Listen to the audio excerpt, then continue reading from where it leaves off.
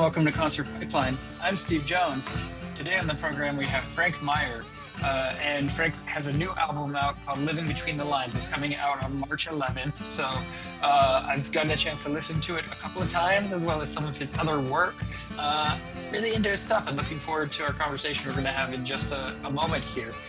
It's been probably a month since I put out my last episode. I've been easing into it this year, I guess you'd say. Maybe it's only been a couple of weeks, but I've been easing into it and doing episodes just as they make sense. A lot going on outside, in and outside of my work life and outside, and I'm just pretty busy right now. So making time to do interviews hasn't been the biggest priority, but I'm stoked to get in and start interviewing more bands again. I have some exciting concerts coming up. I'm going to see Ben Gibbard in San Francisco later this month. I'm going to see Eric Hutchinson in Mill Valley with my son next month. And then in April, I'm going to see AC/DC in LA. So I got some exciting concerts. Gonna need some interviews and some shows to share some of that footage from. So that's coming up one way or another. I'm looking forward to having a couple of days off this next week, taking my kids on a little bit of a road trip. I'm going to take them to the Winchester Mystery House, which I've been to as a kid, but haven't been to in years. And I think they'll enjoy that. I haven't asked them. That's going to be a little bit of a surprise.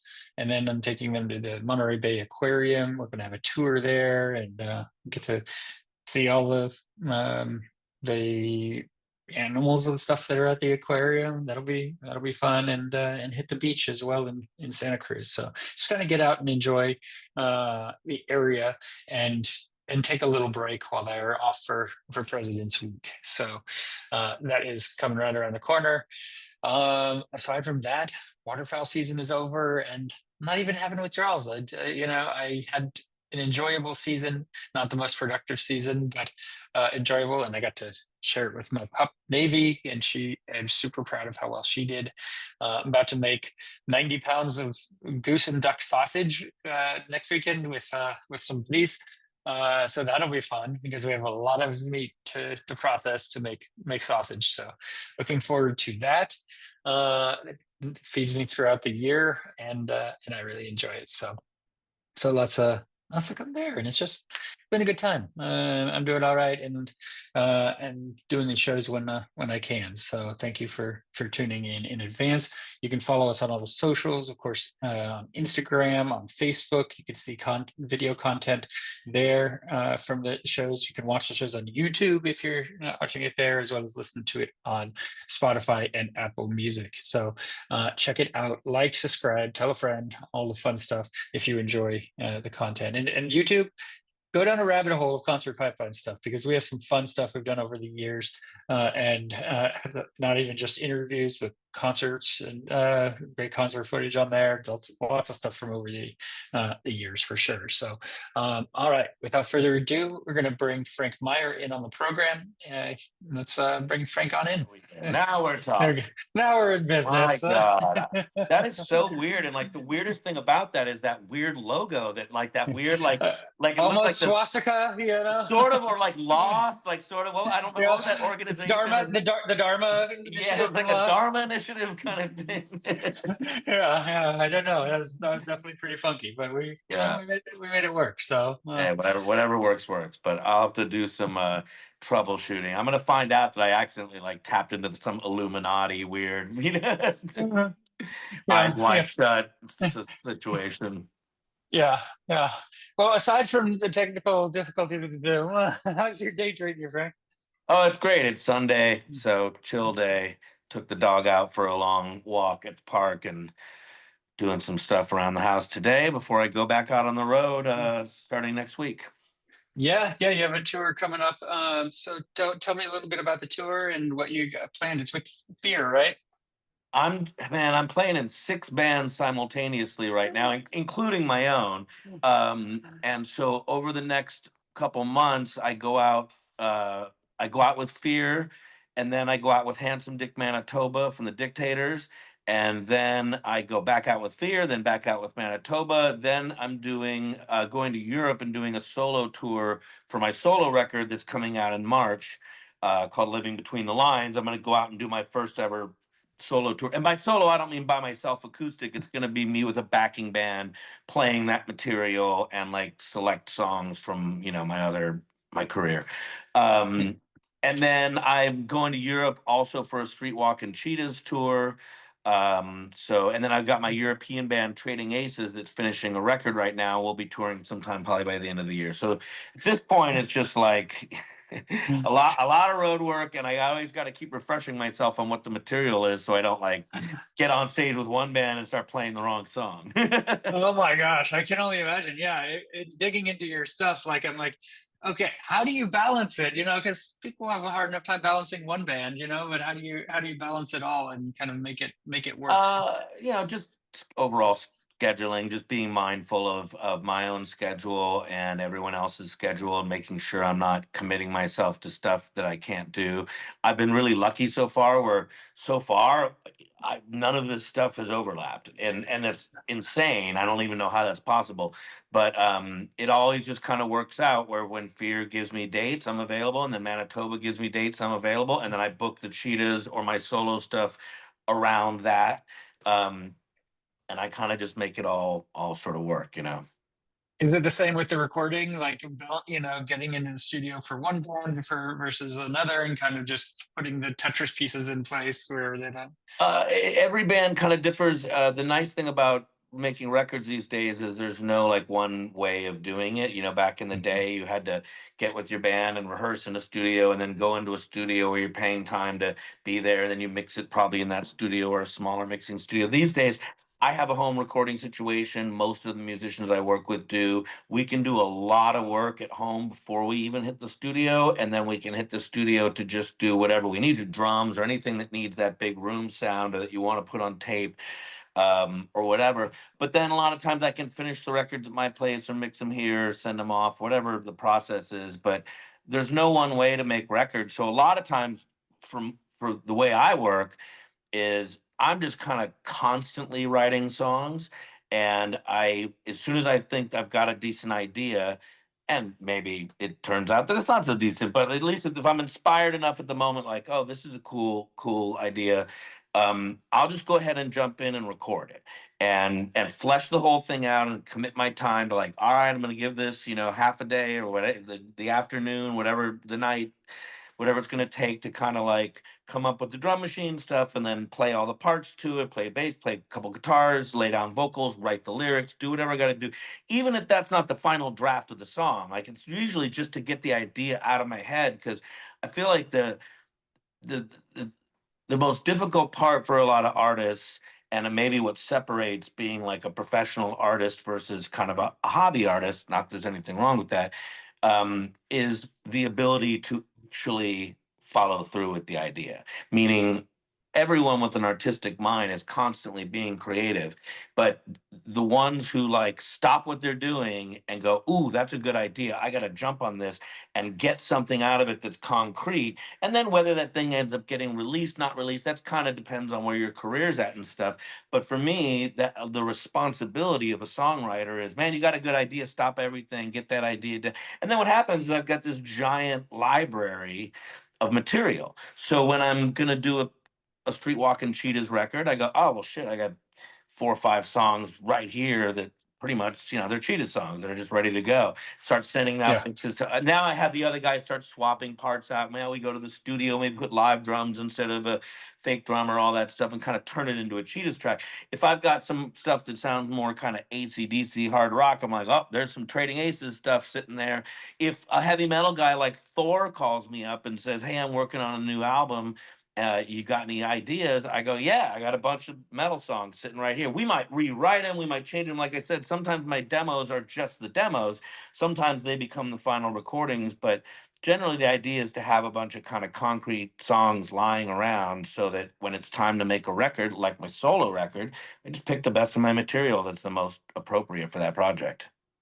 Yeah, yeah, no, that's cool. And I was going to ask you, I mean, you kind of hit on it a little bit, but do you have a different approach or a different, maybe even a different value that you place on music that has your direct name on it?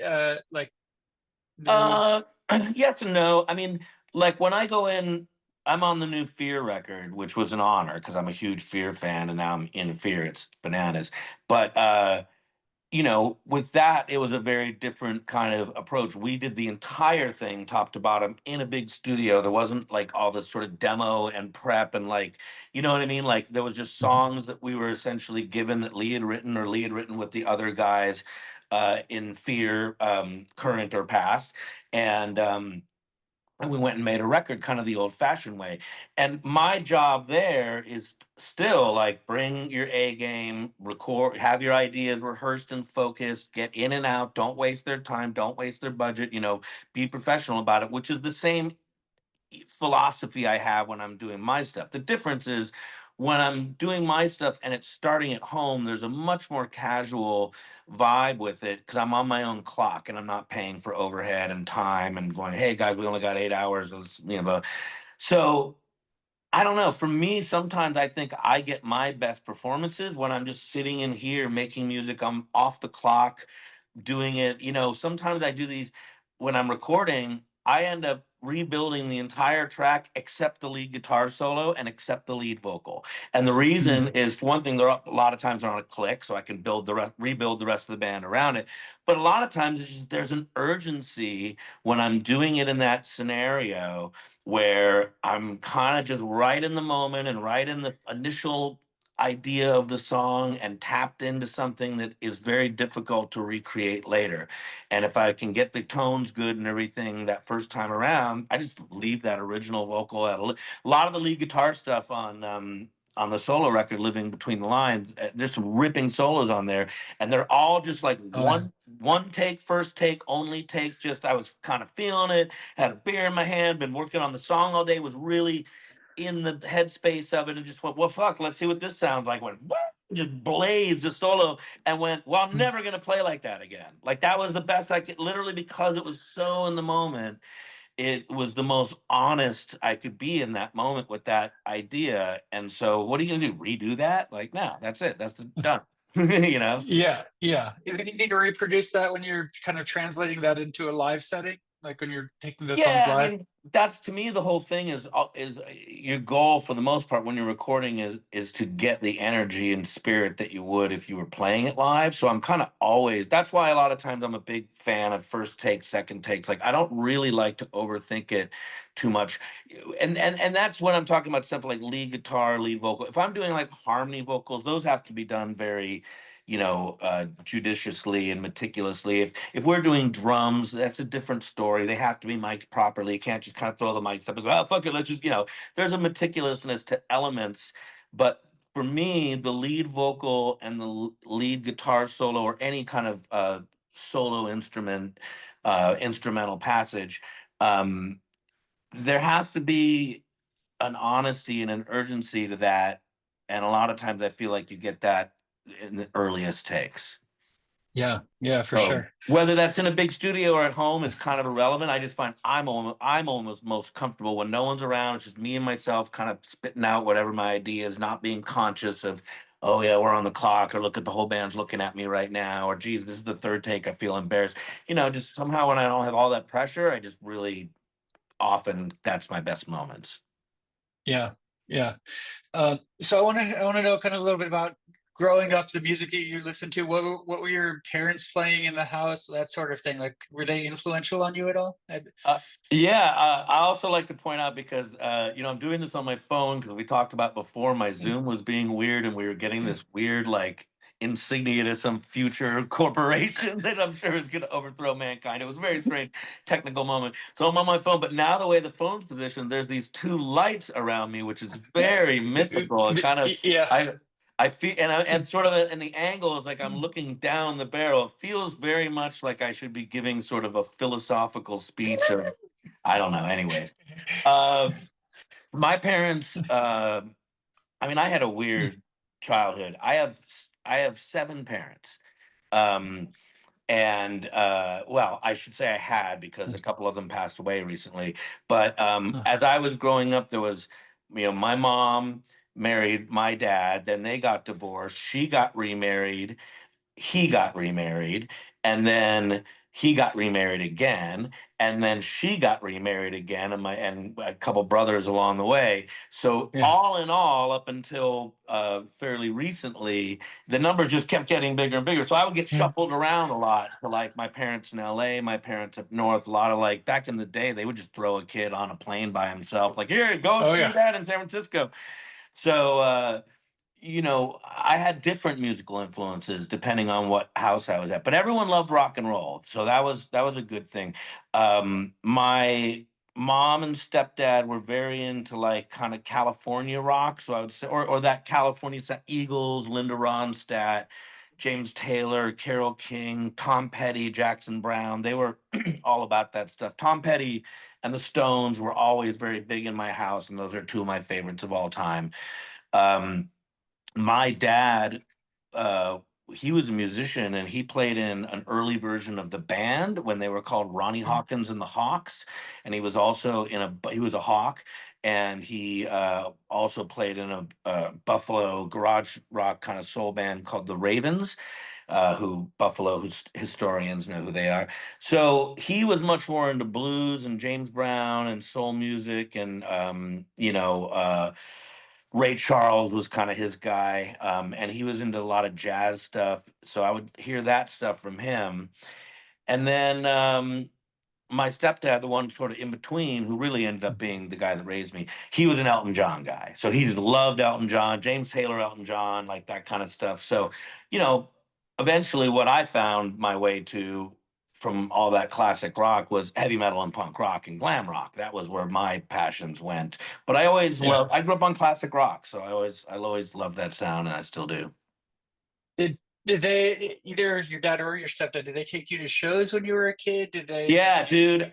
I mean, it's no wonder that I am, a musician because my mom, when she married her last husband, he was an entertainment attorney, and he was the attorney for Irving Azoff, who at the time ran the Universal Amphitheater, which became the Gibson Amphitheater, which became Harry Potter ride at Universal Studios. And so we got to go to tons of stuff. And I mean, the first concert I ever went to was Tom Petty. No, no, I'm sorry, Jimmy Buffett at the Universal Amphitheater. And apparently I walked in and said, "Smells like Dad's office in here." Second show I went to was Tom Petty, Damn the Torpedoes tour with Steve, and Stevie Nicks got on stage and sang with him, which I remember Ah, sort of one of my earliest memories of a music show. Then we saw, and I'm not joking, the Blues Brothers with Dan Aykroyd and John Belushi. Booker T and the MGs were the backing band. Paul Schaefer on stage, Mac guitar. ah, Saw that. Saw Eddie Murphy on the Delirious tour. what? Saw Eddie Murphy on the Raw tour. Saw Yeah. Sam Kinison. Saw George Carlin. All when I was a kid, and then I started going to shows. As soon as I became essentially aware that there was like other music out there that maybe my parents wouldn't take me to, I started going to like, club shows or getting whoever I could to take me to things I wanted to see, as opposed to the stuff my parents took me to. And I also at this time I knew the Zappa kids from when we were all like really really young, like in grade school. So by the Yeah. time I got to be about 12, I'd become really good friends with Dweezil. I grew up with Amit and Moon and Diva, but I kind of became friends with uh, Dweezil when I was about 12 and he was 13. And so I got to go to tons and tons of insane shows with him, with crazy all access. I remember meeting Aerosmith when I was a kid, and going bowling with Motley Crue, and going to movies with Rat. And I remember, meeting Eddie Van Halen and David Lee Roth and just all this crazy stuff. But one of the earliest concerts, the first time that I ever saw like an unsigned band was Dweezil was going to be sitting in at this place called the Country Club in Reseda, and he was going to sit in with Steve Vai, and Steve Vai was touring for the Flexible album, which was his first solo record, just when he was leaving Zappa, before David Lee Roth or Alcatraz or any of that stuff. He had this great solo record, and and it's very Zappa sounding. So, but he was not famous yet, besides being the guy from Zappa's band, which of course I was cued into because I was, the You're Zappa. there. Yeah, I was the Yeah. Zappa family friend. Dweezil taught me how to play guitar, and my first recording experience was in the Utility Muffin Research Kitchen, Frank's studio. So I got Zappa stories for days. But anyways, so Dweezil was going to be sitting in with Steve Vai and said, "Do you want to come to this? You got to get a ride though." And I asked my parents, and they didn't want to come. So I asked my friend's parents, who I knew loved Zappa, and she's like, "Sure, I'll go take you to see Frank Zappa's kid." So me and my friend and his mom went to the country club, and I was so dumb or green. Tickets at 8 o'clock. I didn't realize that meant the headliner would go on at 11 o'clock. You know what I mean? So we Oh, showed up. We yeah. showed up at 8 o'clock, and which means we saw all like three no-name opening heavy metal bands in 1986 or whatever that were opening up for Steve Vai. Well, the first of them was called Rapid Fire. And Rapid Fire, unbeknownst to me, well, I'll just say Rapid Fire was this four-piece band with a skinny red-haired singer. And I remember one of the songs like my whole life, I remember this one song, the first kind of heavy metal song I heard by an unsigned band called Rumble. And it went like, "Where do you wanna go? The Rumble." I was like, and I just my whole life I was just like, "Rumble." I remember that, thinking it was so cool and badass. Didn't know who the band was, besides they were called Rapid Fire. And they didn't go anywhere. I even went up to the singer after the show because, again, I was so green. I was like, "Can I get your autograph?" And he looked at me and went, "Why? Like, why would you want my autograph?" And I'm like, "Because your band's really great." And, oh shit, signed it. Hmm. I don't have it, unfortunately. It got lost Oh. over the years. But the signature is William Bailey. And that was Axl Rose before he joined Hollywood Rose, which became Guns N' Roses. He was fresh off the bus from Indiana, him and Izzy. He did 4 or 5 shows with Rapid Fire. This was one of them. That is the first band I ever saw in a club, was Axl Rose making his LA debut, or within a few gigs of that, and being Axl Rose. Of course, I didn't know it at the time, and it wasn't until 20 years later, Cleopatra Records was going to put out the Rapid Fire demos. Yeah. And of course, Axel cease and desisted them, and it didn't come out. You can find it all on YouTube now. And they did end up coming out, I think, in some manner. But when I got the press release for it, I was like, "Wait a second. I saw a band called Rapid Fire. They had a song, and then I looked on the track listing, song number one, Rumble, in parentheses, where do you want to go?" And I'm like, "Oh my God, it's them." Yeah. And then you Yeah. listen to it now. You can go on YouTube and listen to it, and you're like, "Oh, it sounds like Axel." It's just that I didn't know what Axel sounded like at the time because he wasn't famous He yet. wasn't. He wasn't Axel He yet. wasn't Yeah. Axel. He was William Bailey. Hell Yeah. of a voice though, and he was, Yeah. doing all the slithery shit and stuff. It's just, But which is to say, I mean, so. And then, I saw Guns N' Roses when they were an unsigned band. I saw Poison when they were an unsigned band. I saw Faster Pussycat's third gig ever. I saw Jane's Addiction a million times before they had a record deal. Saw Fishbone back in the day, Chili Peppers. How the fuck was I not going to become a musician? You know what I mean? Like, I was exposed to such insane stuff, getting to watch Frank Zappa warm up and play, and go into the studio from when I was a real little kid, and just seeing all these unbelievable artists in their like primordial form, you know. Yeah, yeah. So as you're going through and you're in like this world, like at what point did it kind of cross your mind of like, okay, how do I make this a living? How do I kind of get myself out there as a musician? Like, what was that process like for you? Oh, immediately. I mean, I started playing guitar at 12. I started recording my dumb little song ideas by 13. By 14, I had a band. By 14, that band was playing like high school events and talent shows and just, kind of parties and stuff. But by 15, we were playing the Troubadour and the Roxy. By 16, when I could drive, we started hitting it really hard because I was the youngest guy in my band. So everyone else was a little bit. I mean, there was a couple guys I went to school with in like the early versions. A lot of them were guys that were just out of high school or whatever. And no, I mean, immediately. Like, basically, for me, it was like I was always passionate about music, but one night I was up late, like a Sunday night, listening to the radio, literally like under my pillow. I would sneak it so my parents didn't know, and I'd listen to like the the late night heavy metal shows and punk rock shows on K Rock and KLOS and KMET and stuff. And, I was listening to just anything that would grab me, like Led Zeppelin, Black Sabbath. And, and around that time, I started hearing stuff like because LA had this burgeoning metal scene. So I was hearing stuff like the first Motley Crue record and early Rat, and kind of, whoa, what's this stuff? Oh, this is way, way heavier and edgy, than the stuff you're watching on MTV. And I heard Van Halen. I heard Pretty Woman, which is not even a song they wrote, but I heard that song over the radio. The sound of Eddie Van Halen's guitar just absolutely set my little brain on fire.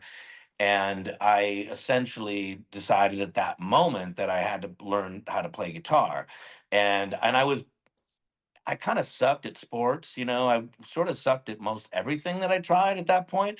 But when my neighbor had a guitar, and I went to his house, and he showed me the two riffs he knew, which was Iron Man and Smoke on the Water, which are virtually the same riff. And Yeah. and he was kind of sitting there, kind of struggling to show me the little things he know, and then he handed me the guitar, and I just kind of like dun dun dun dun, and he's like, "Whoa, how long have you been playing?" I'm like, "I've never touched this thing before." I immediately was like pretty good at it, kind of a natural. And so then when I actually started applying myself, I got real good real fast. I mean, for a kid, I don't mean like Eddie Van Halen good, but like for a kid that wasn't really that, I didn't think musically inclined. Apparently I was very musically inclined, and so I think once I realized that I was good at guitar naturally, it all kind of was like, well, then I have to start a band and I'm going to be famous. And, that when you're a kid, you think of it in terms of like, I'm going to be a famous rock star. As you become an adult and you're actually trying to make a career, it kind of becomes more like, well, okay, what are you really in this for? Because it can't be fame. You have to be in it for something more than that. It has to be more personal to you, blah, blah, blah. When you're a kid, you're just like, I want to be on stage like Eddie Van Halen.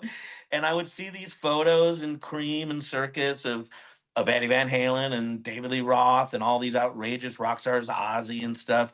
And it just always looked so cool to me. And then I started hearing really crazy music like Wasp and the Plasmatics and shock rock and shock metal. And I would just see these pictures and be like, oh my God, Alice Cooper, Kiss. So I was just blown away by all that stuff. So I mean, to answer your question, immediately, as soon as I really heard like heavy metal and kind of then punk rock and edgy music, and then the other sort of turning point to me was that I also realized, as good as I was on guitar, or at least as naturally gifted or whatever, um, that I wasn't. I was never going to be Eddie Van Halen. I just knew it. I couldn't. There was stuff that I would hear, these really blazing. In the '80s, everyone was playing like this crazy fast and tapping and all that shit. And I really couldn't do a lot of that stuff. I could do a lot of things, and I could write songs early on. Like really quickly, I could write songs, and I had ideas, and that was something I learned. A lot of musicians couldn't write songs, so I knew that that was like my leg up. Because I also knew I was never going to be as good as all these shredders out there. But then I heard Johnny Thunders and the Heartbreakers and New York Dolls, and his guitar playing was like dazzling in a different way and wasn't very technical and seemed closer to Keith Richards and Chuck Berry, but had this raucous punk rock sound. And when I kind of heard like the Ramones and Johnny Thunders and the Stooges, I realized like, oh, you don't have to be like a total virtuoso. Like Yeah. you can write songs and you can just kind of find your sound. That's the most important thing, is finding your sound, who you are on the instrument. It doesn't have to be that you're the most technical or the least technical. It's just whatever you are is fine. What you have to do is develop confidence in yourself as an artist and find your voice. And when you kind of find your voice, and whether that's your singing voice, your instrument voice, your songwriting voice, your artistic voice, um, that's when you kind of, I think, find that's when you become a musician. Yeah. Yeah, and so tell me about your early tours. Like, when was the first time that you toured? You got to get out of like LA and kind of hit the road. What band was that with, and what was that experience like for you? Um, Probably the first band I ever got out of LA with was I had a band called Highway 61, Mhm. and it was kind of a blues rock band in the early 90s. It sort of morphed from my original high school band. I mean, basically, once I started a band and started playing, I never stopped. It just guys would come and go, other musicians would fall by the wayside. I always just kept pushing forward. So one band would just become another band, would become another. Oh, this name sucks. Let's change our name. But it'd be like two guys from this band, and then one guy kept going. Eventually, Highway 61 was my band, and we got managed by this guy, and he managed kind of a big blues rock band around LA called BB Chung King and the Screaming Buddha Heads. And BB Chung King had an endorsement deal with Budweiser and an endorsement with G&L, which was Leo Fender's guitar company after he left Fender at one point. Um, he would tour and do a lot of blues festivals, biker rock festivals, carnivals, fairs, just shit, fucking money gigs, right? And we were playing like Raji's and around LA and the Anti Club and kind of, doing these like kind of eat shit punk rock gigs. These guys were out there making money. So this manager saw us and he started putting us on the road with BB, and that was the first time that we got into a van and started playing. And we would be going and playing biker rock festivals, but we were all like, I mean, I was still in my teens, maybe 19, 20 at this point, and going like, hey guys, we should probably learn Born to Be Wild if we're going to be playing a bike rock festival. And we were doing blues jams and Stormy Monday and mixing in covers with originals just to be able to, because sometimes they'd want you to play like 2, 3 sets at these things. We were doing all sorts of stuff, and that was definitely the band that I kind of cut my teeth on. And I had a few after that before the Streetwalkin Cheetahs, but the Streetwalkin Cheetahs was definitely the first band that I was in that like toured hard. Like with Highway 61, we would go do like 2, 3 gigs a weekend, drive up north, you know what I mean, that kind of thing. Highway 61 would go out for 6 weeks, and we would tour the entire country, and we would go to Europe, and I'm sorry, Streetwalking Cheetahs, starting around 95 when we formed, that we started really hitting it and doing these longer tours. It wasn't just like, oh, let's go play a blues festival. It was like, okay, we've got a record coming out. Let's tour for 6 weeks, take 2 off, do another month, take 4 off, go to Europe for 6 weeks, come back. And that was the first band that was that kind of started touring for a living, essentially. But I'll tell you one funny thing going back to Highway 61. Yeah. Like I said, it was a great band that never quite got its due. We were not the coolest band, we were not the most popular band, but we wrote a lot of really, really good songs. And like I said, we did a lot of hard work, and that was sort of my first band that really put in all the work.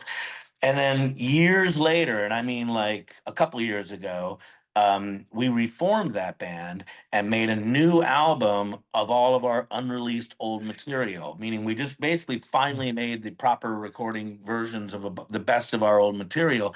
And it was a whole thing where our during the pandemic, our guitar player got cancer, and he was battling that while dealing with the pandemic, and then he broke his hip at one point. It was just this whole fucking crazy, terrible situation he was going through, and he was kind of bummed out. And I kept telling him like, man, you got to start playing guitar again, and working on music, because that'll be a good distraction for you. And he did, and he started writing songs, and the songs were great. And I was like, let's get the guys together and go record a song. And that ended up turning into a conversation of like, well, if they're ever we're gonna do this and everyone's coming into town, but let's record a few more songs. That became an album. We made the album still thinking like maybe it would just be like a band camp thing, just kind of for fun. But it came out so great. We played it for some labels and got a deal with Rumbar Records. And 33 years after our original run, Highway 61 got signed and put out a record and did all the things, made music videos, went on tour, did all the stuff that we never really got to do the first time around, because we kind of broke through to that other level. But so that was kind of fun. That was a fun little side trip I took in the midst of all Yeah. my other stuff. The one you didn't expect to be going back to and kind of reliving No, those, that music no. and everything. Yeah. Yeah, yeah. I mean, we might do some other stuff. Right now, I'm so busy with the other 15 bands I'm in that Highway 61's kind of on a break, but you never know. Might get back there. Yeah. Yeah, yeah. So I want to ask you a little bit about kind of the balance because you're in terms of creativity. Because aside from music and I think we're at 15 now. Is that what you said? Bands that you have, you also do have other creative outlets that you endeavor. I mean, you direct, you're a cinematographer, you direct band videos for other bands. I mean, you've made documentaries. Tell me kind of that that piece of your creative outlet and how that came about, that sort of thing. Right. I mean, essentially, I was always just a creative kid. So when I was, learning to play guitar, I was also uh, doing a lot of creative writing in school, out of school, early on writing songs, which, are really poetry. Um, and I was always a real film buff. So I mean, I still am. Was just a movie junkie, and I had a Super 8 camera at one point, and that was in a film school, not a film school, but like film classes in high school and stuff. And I was never necessarily like super auteur about it because music was kind of my number one passion. But I was always super interested, and I did make like whole bunch of short films and comedy bits and stuff over the years throughout my whole career. It was just something I did on the side. But the Cheetahs gave it a run for a while, and we broke up in the early 2000s for a variety of reasons, but among them was we weren't making enough money to warrant how often we were touring and being away from, real life and jobs and stuff. Also, I got married. Soon we had a kid, and I just kind of didn't want to be one of those like flaky punk rock dads that isn't there for that stuff. So the band kind of had its moment where we just put the brakes on it. For about 10 years, we didn't do much until we did, and then we got back together and did a few shows and had a good time. And we've been going strong ever since. But so during that time when I had had a kid, and then soon enough I got divorced and was a single dad. I needed to have a real job, and I had been writing as a freelance writer sort of throughout my college career. And I was a communications major and a journalism minor. So I was always writing for like fanzines and BAM magazine and LA Weekly and New Times. And eventually I was writing for like Variety and Hollywood Reporter and stuff like that, Billboard. And the writing thing was sort of like my backup plan. Mhm. So when everything kind of fell apart with the band, I started doing more freelance journalism. Then I got a bunch of writing gigs. I had done PR for a while too. So I kind of had some background and all that stuff. That took me into working at NBC, and I was at NBC for 11 years as an in-house writer, director, content producer, depending on what year we're talking about. My path evolved there, and I learned a lot of production stuff there. So, and then after that, I was at Fender Musical Instruments for 3.5 years. Then I was at this fitness company called Tonal, directing all of their content. And that was sort of AI driven fitness content. So I, over the years, got all this sort of day job experience in production, various side, and had this writing background. So eventually, in this period I'm kind of talking about, so let's say from the early 2000s up until, I mean, now I guess, I sort of started branching out and doing things like I directed. First, I produced a movie called I Am Thor, which is about the heavy metal guy Thor I mentioned before because I had a background with him. Then I directed a movie called Risen, the story of Shron Hellraiser Smith. It's a documentary about a Wu-Tang Clan rapper who had a brain aneurysm and lost the left side of his body and the ability to rap. And he was a friend of mine, so I followed him around for like 6 years as he rehabbed back to being able to get on stage and rap again. Then I directed a documentary called Freestyle 101 Hip Hop History that is about the history of freestyle rap. It's narrated by Chuck D. It stars Ice-T and Mobb Deep and MOP and Fat Joe and Del the Funky was Homo Sapien and just a million rappers, like 70 something rappers in that movie.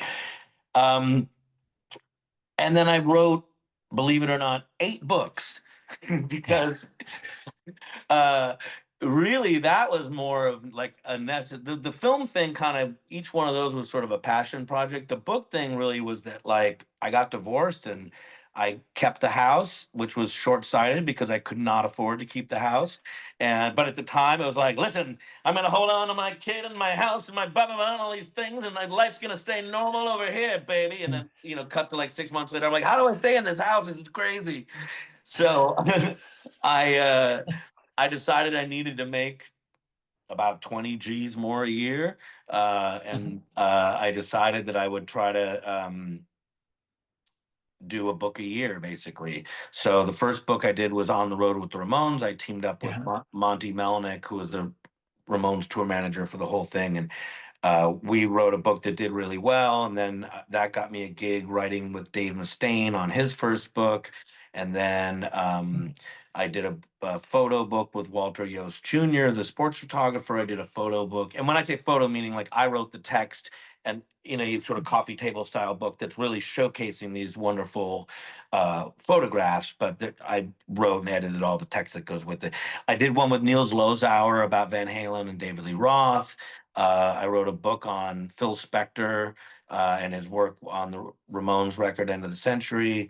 Um, and then I ended up writing a couple books on fatherhood, which was the other field of expertise, from dude to Yeah. dad and Yeah. diaper dude. Never dude. Yeah. Yeah. Yeah. So, and that again, those it just kind of like it was born out of necessity, really, in terms of just trying to get more work.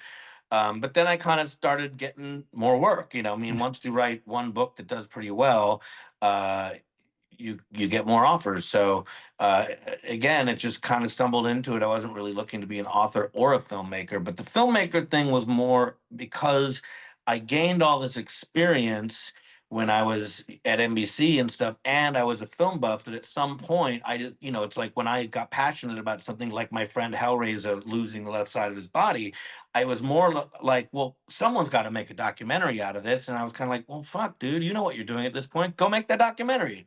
So I went and made it, and I was also doing a podcast at NBC called Freestyle 101, where I would have rappers come in and kind of improv as much as they could on the mic and talk to them about what they did on the mic. And out of that, because I shot so much content for that, became Yeah. I decided like, oh my god, I've got 100 of the greatest rappers in the world talking about the same subject matter. We probably have a movie here.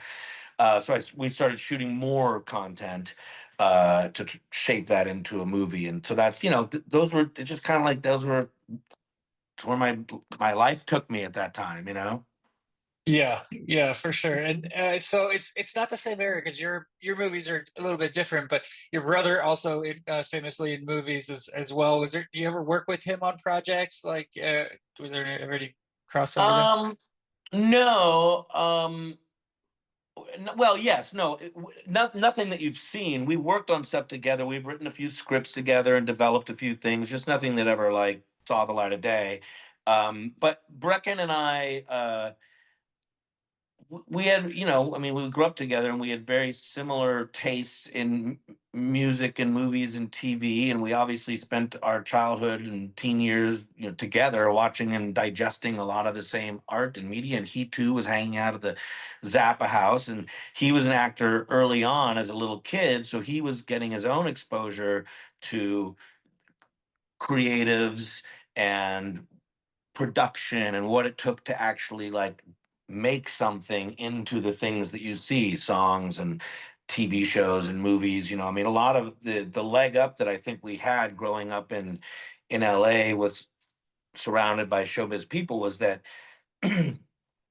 is that we saw that all these things were like how they were made. You know what I mean? I mean, when you watch these TV shows, if you don't really know, it all just seems like, whoa, how would you do these things? But like, if your stepdad took you on the set of a TV show and you sat there for an hour, you went, oh, that's how they do it.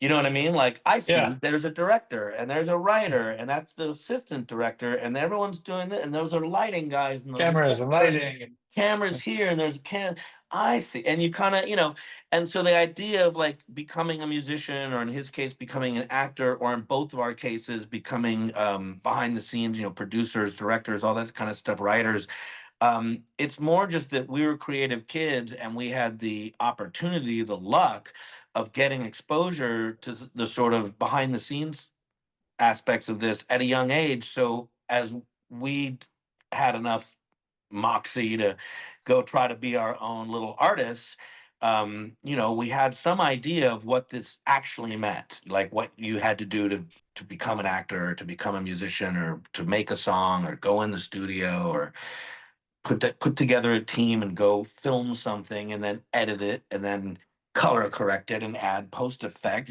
I was very aware of these processes early on. You know what I mean? So Yeah. I don't know. I forget what your original question No, was. no, no, no, no, no. Did you guys do anything together? But also, Oh I yeah, mean, yeah. So we did, but not like any. There's no yeah, like movie or something that I could show you evidence of. But yes, we yeah, both were very creative. Oh, and also, I mean, well, actually, no. You know what? I don't know what I'm saying. I take all that back. Um, Brecken was the original drummer of the Streetwalkin Cheetahs, and really, all the demos that we originally recorded have come out in some way, shape, or form on rarities, records, collections, whatever. So yes, if you listen to any of the early Streetwalkin Cheetahs demos and stuff from 95, 96, and stuff, of which, like I said, a lot of that stuff's come out. Brecken is on drums and even vocals on some of that stuff. So I guess that would be the evidence of us being creative together. And he's a good drummer too.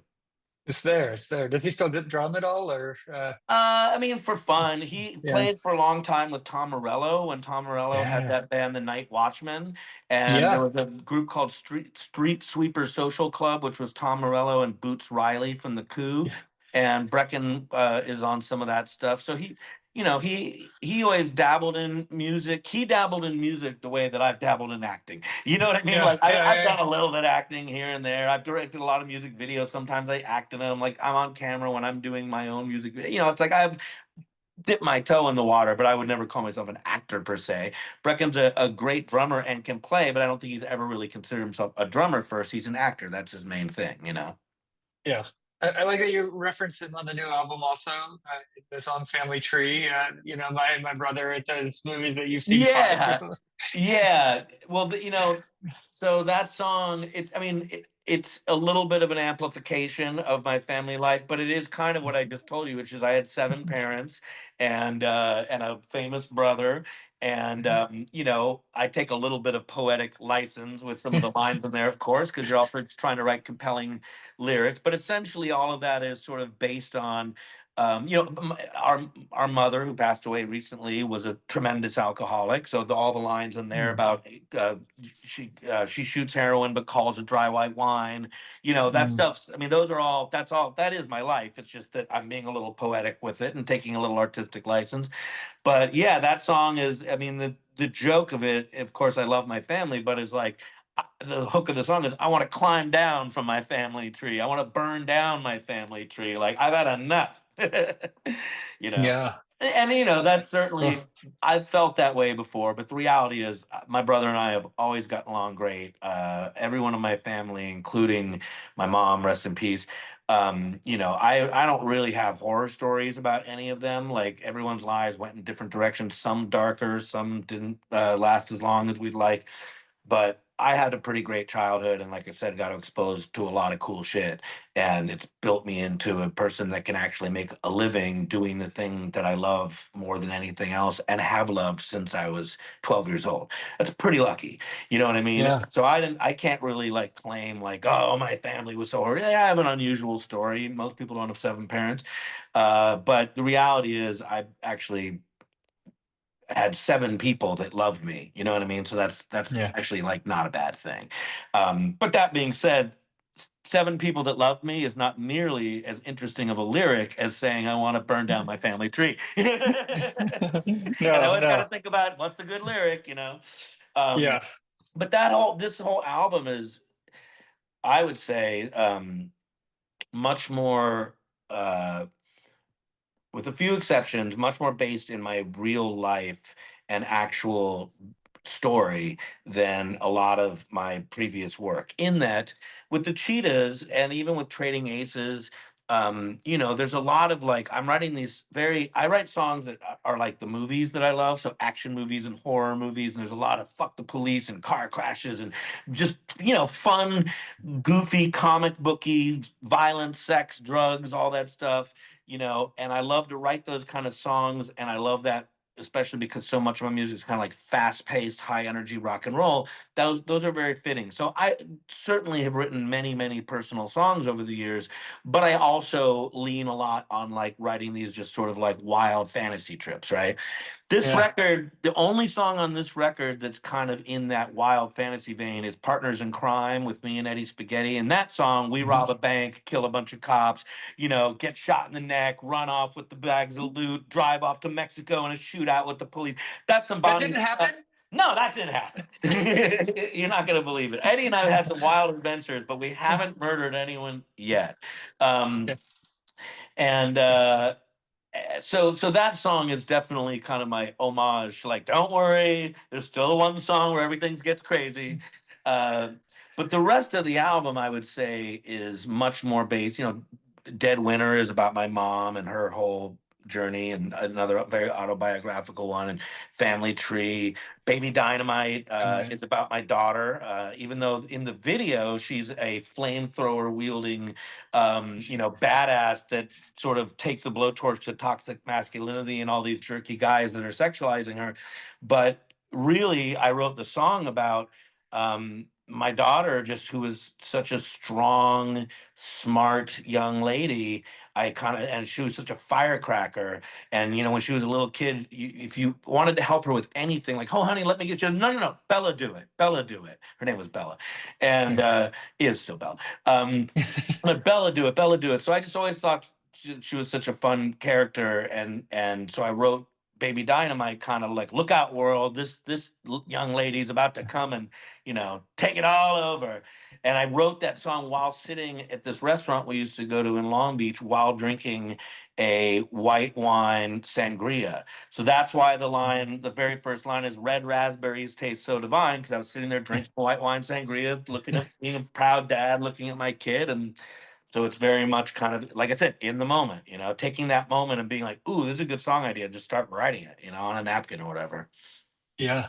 Do you have plans to tour this album? I know you have other band tours coming up, but what does that Yeah. look like for playing these Um, shows?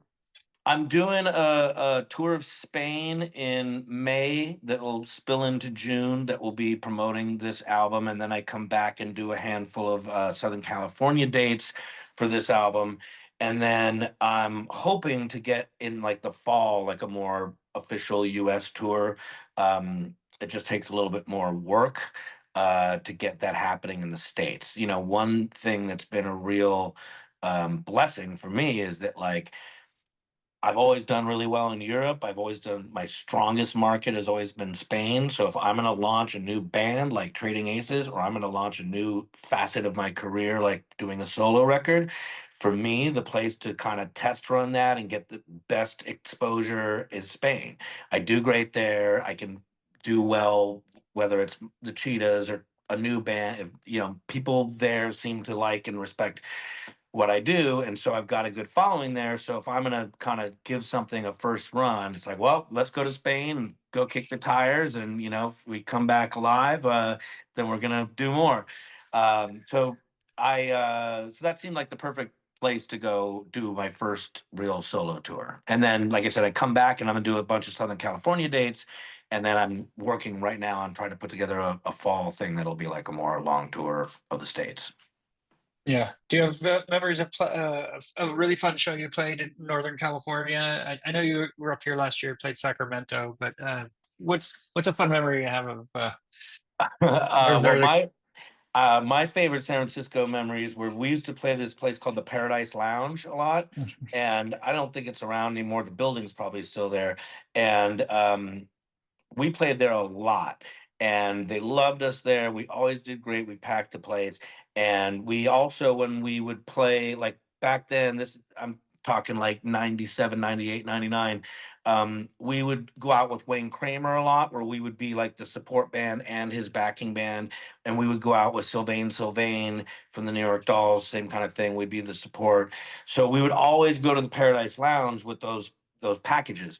And so I remember us doing a show with the Bell Rays and the Cheetahs and Wayne Kramer, where me and Lisa from the Bell Rays were Wayne's sort of backing chorus. So we were both like in black and we had moves and stuff, and we're doing chunky romance, you know, like singing all the parts. Wayne had all these oohs and ahs and all this kind of stuff. It was really cool getting to do that with Lisa, who's on my new record on Living Between the Lines. She sings with me on the title track.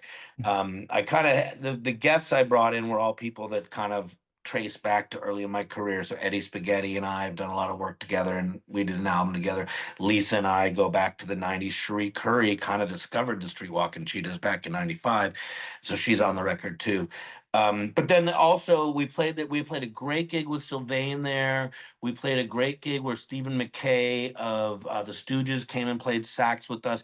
And at that gig, there was a balcony above the stage, and me and Dino from the Cheetahs jumped out into the crowd, kind of crowd surfed, climbed from the crowd up into the balcony, and then proceeded to take all the balcony furniture and throw it off onto the stage. So now Stephen McKay, who immediately was regretting having jammed with us, as chairs are flying.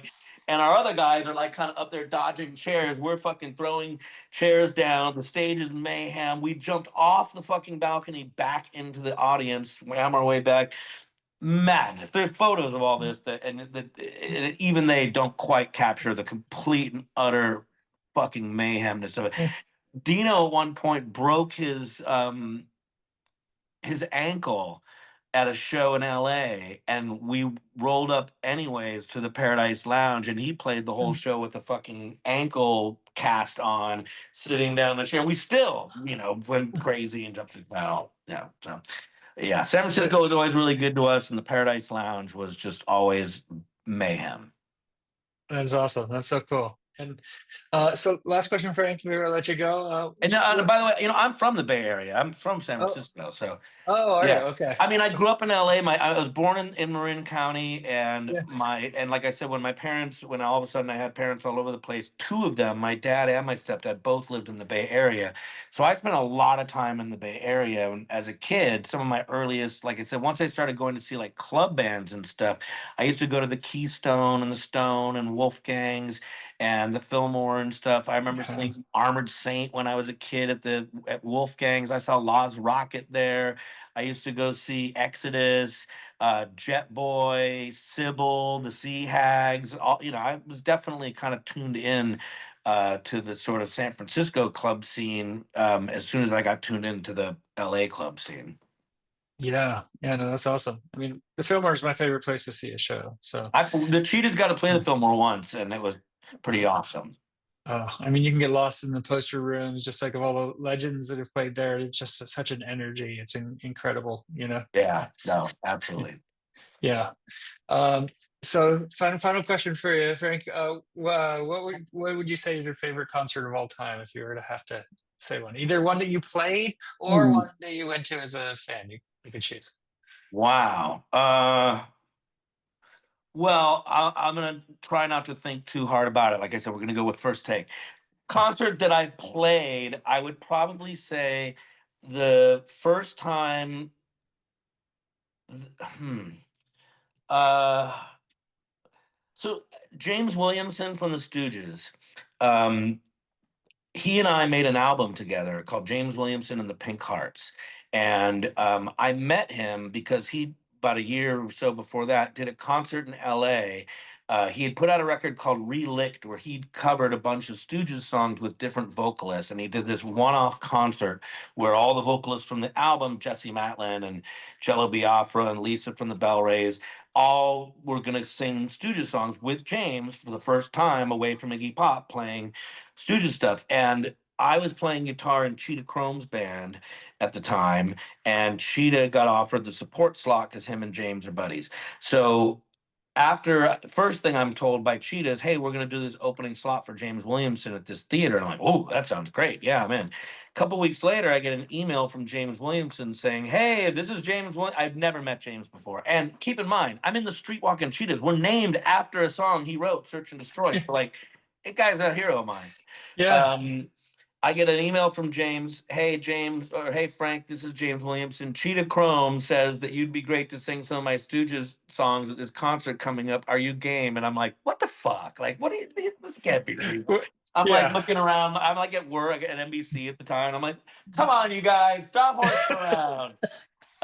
But it was real. And so I learned the songs that he asked me to. And even though I wasn't on that record, I did perform at that concert. So quick thought would be that concert was pretty spectacular because I got to jam Yeah. with James for the first time, and there was all these other incredible vocalists, and it was just really cool. However, about a year or so later, James calls me up and says, um, the Stooges aren't going to do any more shows. At this point, both the Ashton brothers had died, and they had done a few more rounds of touring without those guys, and finally just said, like, nah, we're done. So Iggy was going to go back to his solo career, but James, having been retired for a long time and now back in the game, was kind of like, well, I'm not quite done yet. I got some more songs in me. I want to do some more stuff. And again, it was just one of those. I get an email from him. Hey, Frank, it's James again. Stooges are kind of retired at the moment, but I still got some more rock and roll in me. Thinking about working on some new material. Liked working with you. Liked your voice. Are you game? And I'm like, hey, you guys, come on. Ah. So I of course answer back like, yeah, of course, James, whatever you say. So he sends me like 4 ideas off his phone, like riffs, but Yeah. they were amazing. And I threw them in a garage band and turned them quickly, like in like a day. All 4 ideas. I wrote songs to him and sent them back to him quickly, like, hey, here's all 4 of your ideas as 4 new songs. And he was like, whoa, holy What? mackerel. Like, whoa, that was way fast. And geez, I like this. And how did you put my guitar? I'm like, yeah, I got a home studio. I got it all work on that. So that became us writing a whole album, teaming up with Petra Hayden and forming up this band, James Williams and the Pink Hearts. We did a handful of live shows to support that record. Mhm. And those would probably be the other shows that would strike me at being at the top of my list, because in that situation, I'm now in a band with James performing Yeah. songs he and I wrote, plus a bunch of Stooges songs, next to Petra Hayden, who's one of the greatest vocalists of all time. I don't know if you know who she is, but she was in a band called That Dog. She's in the Hayden Triplets. She plays with Mike Watt. She's the daughter of Bill Hayden, one of the most famous jazz bass players of all time. And I'm sorry, not Bill Hayden, Charlie Hayden. Sorry, Charlie Hayden. Okay. Um, and so yeah, so we did a bunch of shows, and those were pretty meaningful to me in my career. Kind of getting that approval from James and getting to be creative and write songs with someone who is so talented, but also means so much to my career. So I would say all my live work with James Williamson, those are probably, and that record too, by the way, that Pink Hearts record is smoking. So pick that one up. I think that's one of the most proud elements of my career is my work with James. That's cool. I definitely have to check that out. But I mean, your new album, I really like it too, and I mean, it's just really solid. And then I know you're excited to get out there and play some shows around that too, among everything else. But that's more personal for you, so I mean, it's really Yeah, cool. it's going to be fun to do that. I purposely, I would say the James album and the Highway 61 album are both kind of in my larger canon of work. Those are the sort of more bluesy and soulful records of mine, and I think those had a lot of influence on the direction of Living Between Lines. Meaning, I'd already done so much work in the fast hard rock, punk, metal, genres. I'm well established there. I've been doing it for years. It didn't make sense to me to go make a solo record that sounds like that stuff. You know what I mean? Like, because why not just make another No. Cheetahs record, or go do another Trading Aces record, or write songs for Thor? It seemed like if I'm going to do a solo record, it's got to be different from the rest of my stuff. And I felt like when I worked with James and he pushed me a little harder and kind of slowed things down a little bit. And that record has a lot of rockers, but it's got a lot of other textures to it. And getting to hear my voice on those different musical textures um, it was the first time I kind of got my wheels turning, going like, "Oh, maybe if I were to ever make a solo record, it'd be a little bit more on the blues and soul side, and really work on those like power pop hooks, and maybe not so like loud and abrasive and fast, because I'm already doing that over here. So let's go over here and do this thing, you know." Yeah, yeah, for sure. No, it's great. You got so much to be proud of, and Thanks, man. and so many, and you don't slow down. You know, not for a minute. So, which is a great Nah, way to go. You know, like live life to the fullest and do it. So, yeah, I want to thank you, Frank, for taking the time today, and thanks, I man. wish you luck on the upcoming tour that you have, and with all of the projects, really. Yeah, well, thanks. I think the biggest challenge for me now is trying to figure out what the hell's going on with my Zoom and what that weird, like, futuristic symbol that we It's both saw that popped up. it's the Dharma Initiative. That's what's Yeah, going on. I'm telling you, Like that was my first thought. I was like, "Is this the Dharma Initiative? What is happening right you now?" have to go down to the bunker, and yeah, it's been 108 minutes. You got to hit the button. So, Yeah, yeah, exactly. And I got to type in a code and wait for some wheels to turn. And where's so, Saeed? You know? I know. Got to go back to the island, Kate. Sorry. Yeah, and if Uh, there's a smoke monster, I am out of here. that's where you draw the line. Okay, All it's right, good. It's man. good. Well, Great to have a talk great. to you. Nice to talk to you too. You have a great rest of your day. Okay, Frank. Right on. Thanks. All right, later. That was my interview with Frank Meyer here on Custer Pipeline, and that takes us to the final segment of the program, the music news.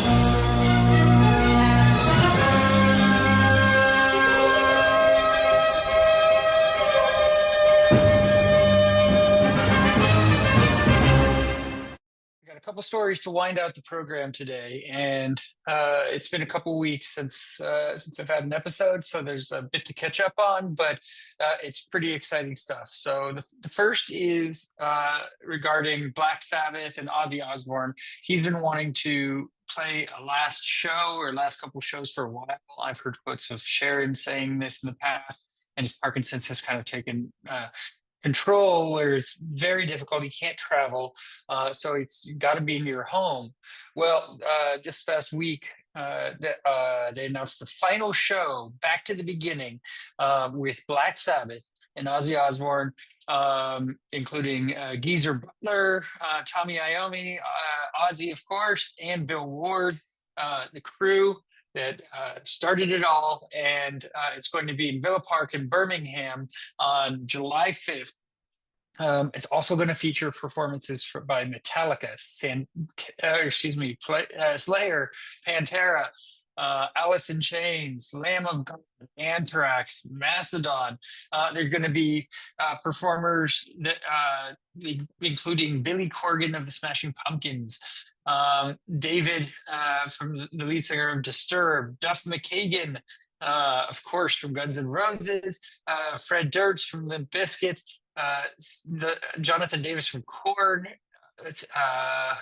So many more artists as well. Slash will be there. Tom Morello, Wolfgang Van Halen, Sammy Hagar, and they're going to be doing performances together as well. These artists, so it's going to be this big festival, pretty much, and it's going to be again at Villa Park in Birmingham. Of course, Ozzy vowed to return to the stage for one more send off, and the tickets went on sale, and of course sold out super quickly. I was itching. I didn't even look, because if I look, then I'm gonna, then I might get duped into buying them. And for something that I really want to be at, I'm lucky to have been able to see Ozzy Osbourne, be able to see Black Sabbath during Ozfest performances in the past, and have those memories. So I don't totally feel like I'm missing out, although what a cool show it would be to be there. So profits from Ozzy and Black Sabbath's final performance will be donated equally to charities Cure Parkinson's, Birmingham Children's Hospital, and Acorn Children's Hospice. A children's hospice supported by Aston Villa Football Club, who called Villa Park their home. So that is happening in July. Really, really exciting show, and it would be cool to be at. And I look forward to hopefully seeing videos of it after it happens. Pretty cool. So another reunion of sorts. Blink-182 reunited with Matt Skiba for Bored to Death at an LA charity gig. So Matt Skiba was the he had filled in for Tom DeLonge in the band while Tom DeLonge was out chasing UFOs. He was the lead singer of Alkaline Trio, and then Tom DeLonge came back to Blink-182 in the last couple of years, reunited with the band, and Matt Skiba went back to his previous job of fronting Alkaline Trio, and he'd started with them in 2015, but he hadn't played a show with them since Tom DeLonge came back. And now there's this Alkaline Trio show with Blink-182, and he came out and did one song on February 13th as part of this show to support those that are affected by the LA wildfires. So people were just really excited. I saw the performance, and Tom DeLonge was cool. Also went over and hugged Matt Skiba. It was pretty cool for them too. I didn't know that there was a hatchet to bury, but to be able to reunite in a sense with both gentlemen in the band for a song showing there's no bad blood. So, speaking of bad blood, Jay-Z and Diddy's sexual assault lawsuit was dropped. The anonymous accuser had claimed Jay-Z and Diddy assaulted her when she was 13 years old in 2000, with both artists denying the allegation. And she voluntarily withdrawn her lawsuit, according to a court document that was filed on Friday. The suit was originally filed back in December by Jane Doe. Didn't give her name, so there's that. The anonymous accuser filed papers later obtained by Rolling Stone informing the court that she was withdrawing her complaint with prejudice, meaning she could not file it again. And attorneys for P. Diddy, who was arrested and charged with crimes including sexual trafficking and racketeering last September and is currently in federal jail awaiting trial, told the publication there was no settlement between the parties. Combs had consistently denied all allegations raised against him. And then Jay-Z continually denied that heinous accusation after Doe named him in an amended complaint in December and previously hit out at his accuser's lawyer for getting basic facts wrong. Last month, he filed a memo with additional arguments to dismiss the suit, having previously filed a motion to dismiss it, with his lawyers requesting a monetary sanction to be placed on a Texan attorney, the lawyer representing Jane Doe, alleging that he failed to adequately investigate the woman's allegations before he filed the lawsuit.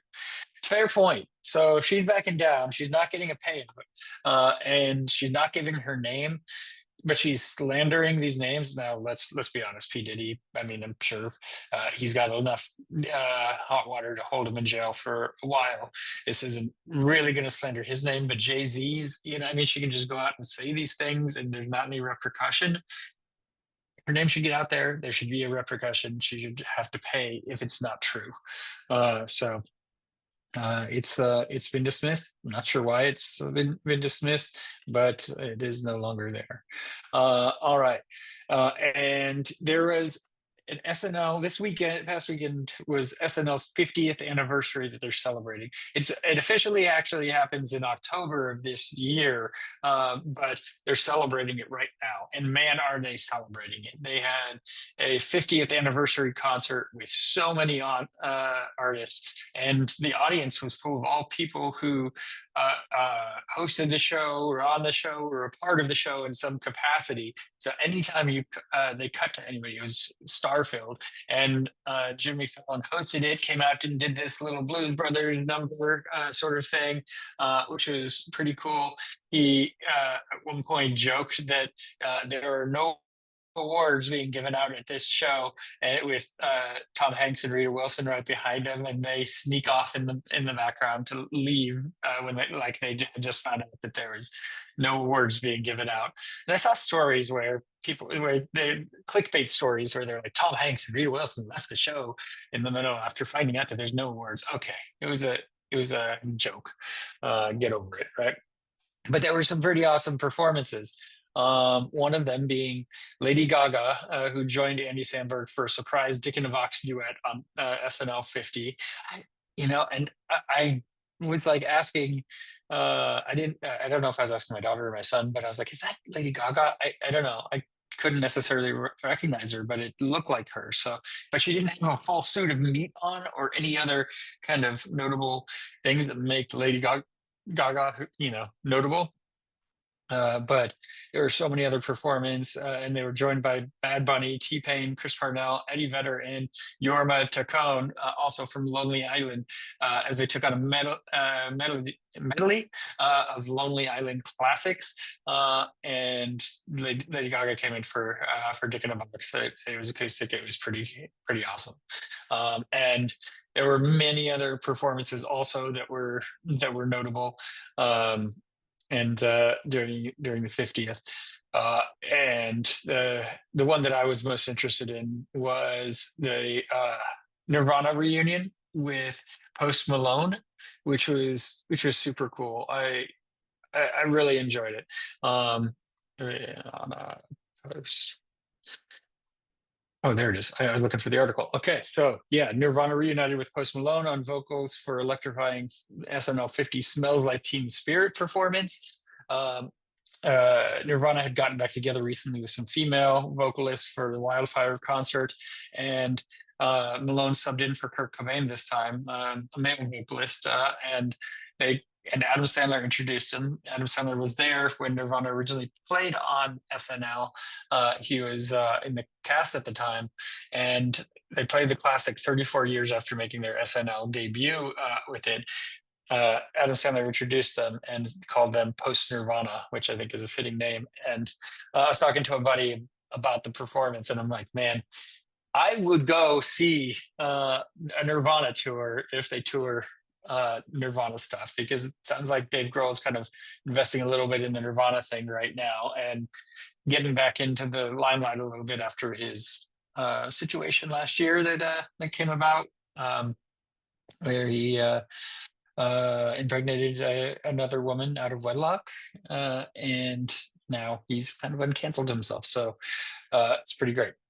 I mean, he's done his time in my eyes, and I would be so stoked to see that. So that is our show for today. Thank you for tuning in.